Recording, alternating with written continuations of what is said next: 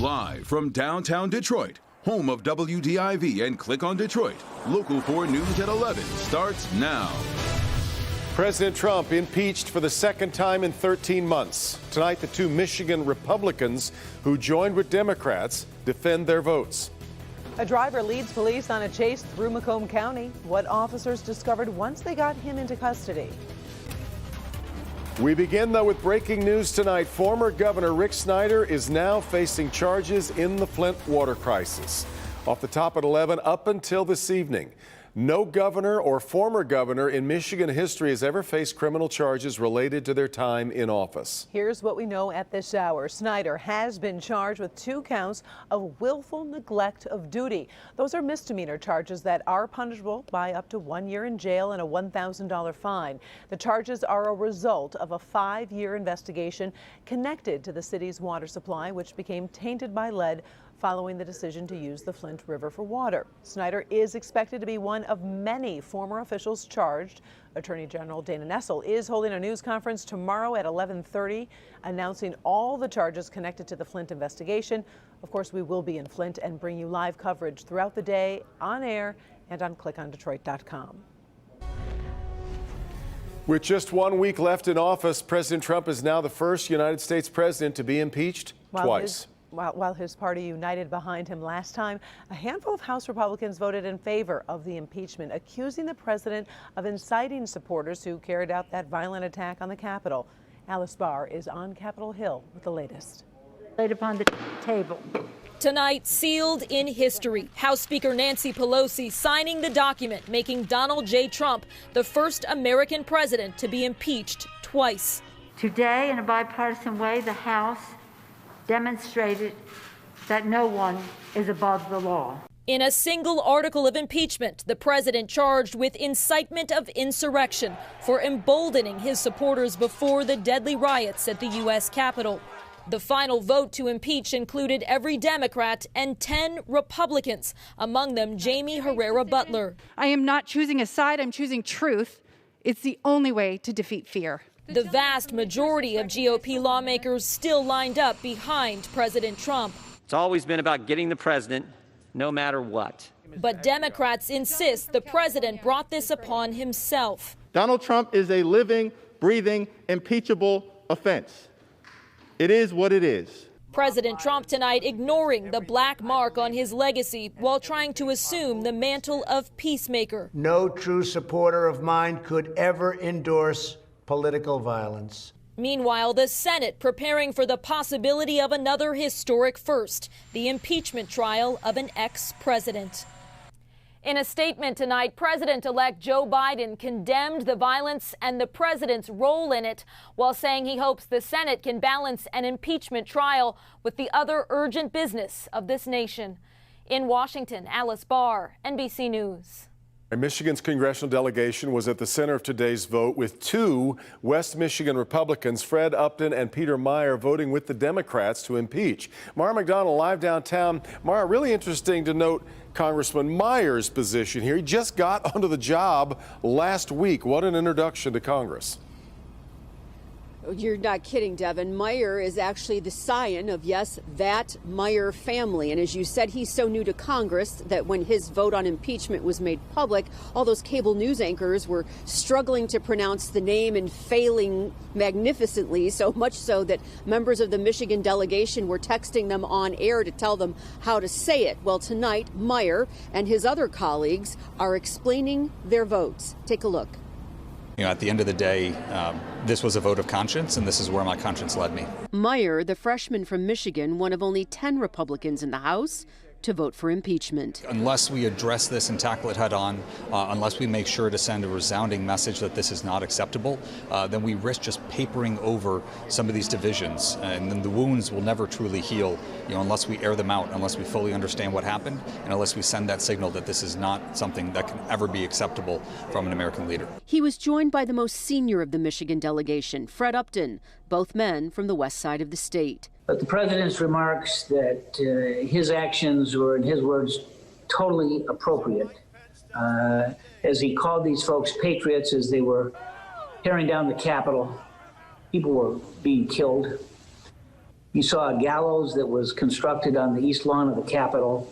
And we now know that they wanted to kidnap Mike Pence. Michigan's Democrats all supported impeachment. We in this country cannot begin healing in unity without accountability and justice. The President of the United States incited a violent insurrection against Congress, you, me, and the Vice President of the United States. Republican Bill Huizenga was a no vote on the impeachment, along with McClain, Wahlberg, and Bergman. On this process, this being jammed through in the last week with not a single hearing, not a single shred of exploring the evidence of what had gone on.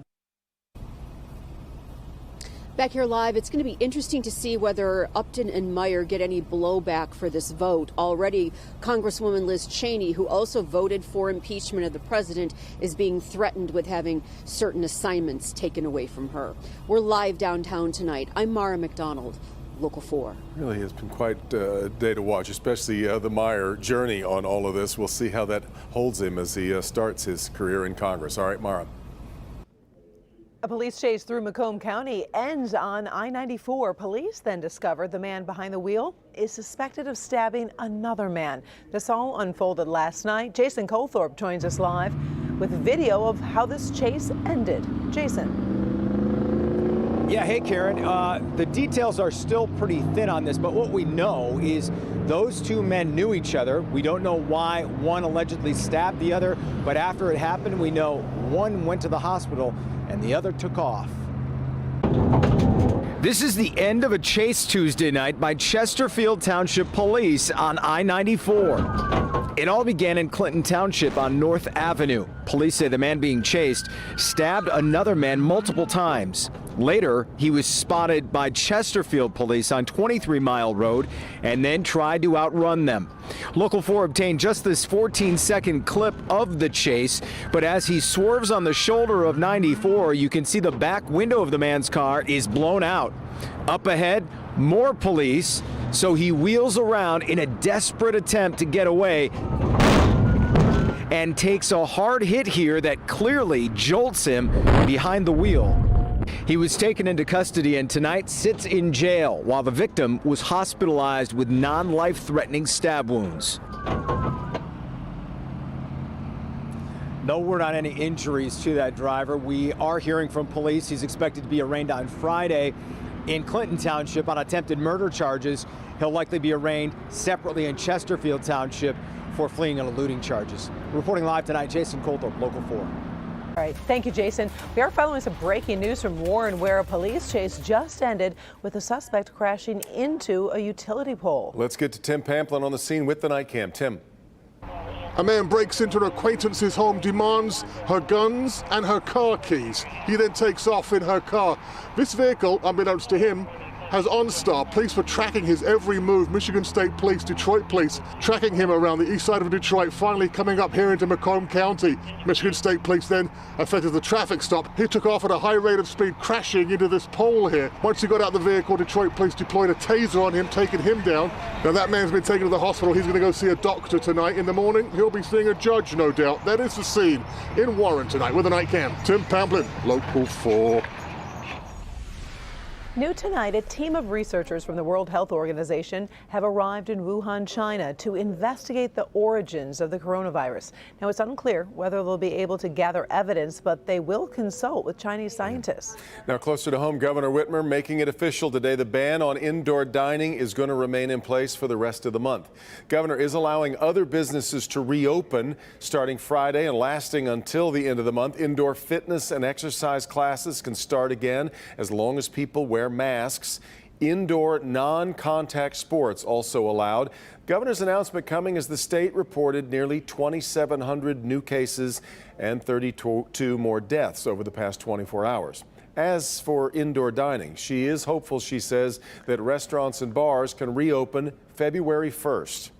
We're working on a path to allow indoor dining at restaurants with safety measures such as mask requirements, capacity limits, and a curfew starting on February 1. We'll have more details to announce on this plan in the coming days. State also announcing today it is partnering with Meijer to help administer the vaccine. The first vaccinations will be to patients 65 and older. That'll begin next week at just a limited number of stores in Wayne County, but then increasing locations as more doses of the vaccine become available. To register, you can text COVID, the word COVID, to the number on your screen, 75049, 75049.